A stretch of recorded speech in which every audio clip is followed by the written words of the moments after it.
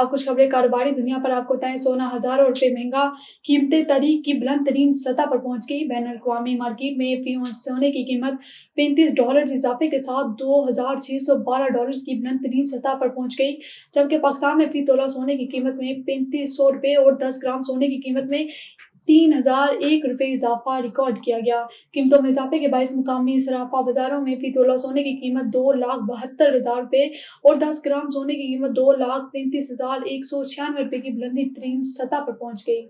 और डॉक्टर मुसद्दिक मलिक की सरबराही में पाकिस्तानी कंपनियों पर मुश्तमिल वफद चाइना पहुंच गया। 8वीं सिल्क रूट एक्सपो में पाकिस्तान को गेस्ट ऑफ ऑनर मुल्क का दर्जा दिया गया है।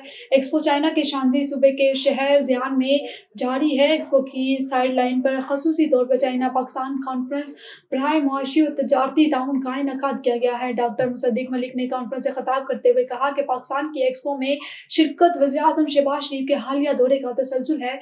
हम चाइना के साथ तवानाई, मैशियत, तिजारत समेत मुख्तलिफ शोबों में शराकत दारी के लिए पुरअज़म है।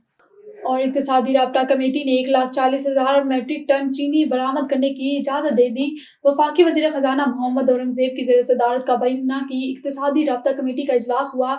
इजलास में मजमूई तौर पर मुल्क से 1,40,000 मेट्रिक टन चीनी पर आमद करने की इजाज़त दे दी गई। ताजिकिस्तान को 40,000 मेट्रिक टन चीनी बरामद करने की मंजूरी दे दी गई है, जबकि वाफर और फालतू चीनी में से भी मजीद 1,00,000 टन चीनी बरामद करने की मंजूरी दी गई। चीनी की बरामद के हवाले से दोनों असम्बलियाँ वज़ारत सनअत पैदावार ने पेश की।